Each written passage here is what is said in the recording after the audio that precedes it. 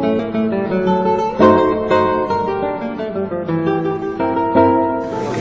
running for sheriff. Currently a captain in the department. Been in for over 15 years now. And my approach to this whole deal, I bring a very unique perspective to this race. Being from within, we have a significant change going about the criminal justice system and the way we do business in the sheriff's department and how we do business. And with that change, in addition to what's happening with the realignment of prisoners, we also have our sheriff's business after over 30 years as the sheriff. Done a great job, established a strong foundation and legacy for us to follow. I think the most important thing here to keep in mind during the electoral process is we want to, and the people in the sheriff's department want to keep that legacy going because of the challenges that we're going to face and the changes that we have confronting us. Best person for the job is someone from within. As I mentioned, I'm captain right now. I'm working in the department. I've worked in operations, administration, and management throughout my career. I've had the opportunity, the unique opportunity of working in different areas, which gives me a very strong perspective of our department, how it operates and what we're capable of and what we are capable of doing in the future. I'm absolutely dedicated to the department, dedicated to carrying on the sheriff's vision and meeting the challenges that we face, to the changes that we have in the way that we do business. I have a strong personal tie to the department as well. The very first day on the job, this is my only story I always tell.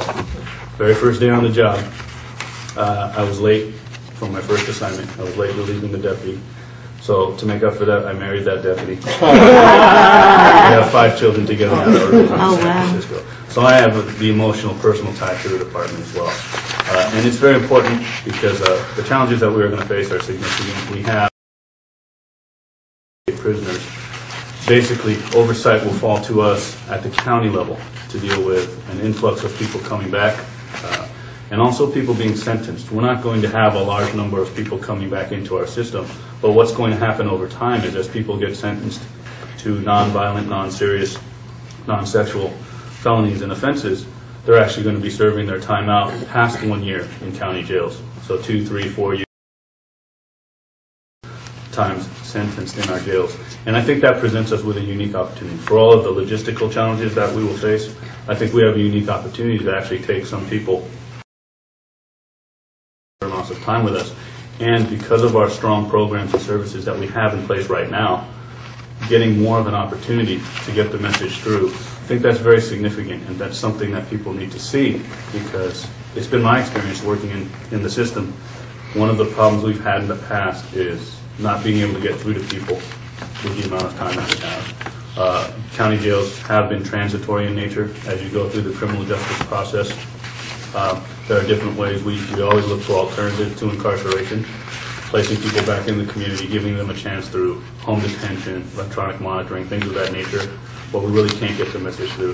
The sentenced people that are in our system, we have a strong model right now with what we have, our 5 Keys Charter School, our high school, a jail that we built around the high school.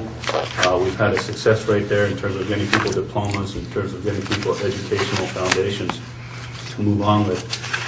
The realignment of prisoners gives us the unique opportunity to move beyond that. Now, it's not just a high school education we can provide. If they're with us for an extended period of time, once they get their diploma, we can also offer college level courses, something else to build on. I think that's important. And it's also important for us to focus on some areas of concern. As part of my vision as the sheriff, I want to move on and expand in other areas as well. We have what's called the 5 Keys Charter School, which is the school I'm referring to. It's based on the principles of emphasizing education, employment, recovery, family, and community. Those are the 5 keys.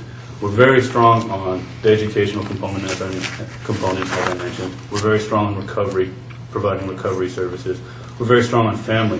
We have a concept of trying to reunify families while people are incarcerated, giving them parenting classes as a precursor to being able to see their children while incarcerated. And now we're working on programs, and we have one in place actually, where we bring caregivers in as well as part of that process, which is something that's very progressive thinking, something that we'd like to expand beyond just the females who are incarcerated to the males as well. But in addition to that, as good as we are in those areas, we still have room for improvement in areas of community outreach. Our department, for as many successes as we've had at the tail end of the criminal justice system, I feel that we should be more at the front end as a positive influence in our communities out there providing services at the front end so that we don't encounter so many people from the community at the back end of things. That's one area where I hope to improve our department's presence. Another area of concern for me also is developing employment opportunities. Obviously, with the economy being the way it is, it's a challenge to everybody, or whether it's somebody in the community, to find jobs. But we have room for improvement in terms of our vocational skills training, in terms of our employment development type of services that we have. So basically, that's me in a nutshell, and that's my vision for the department. Question.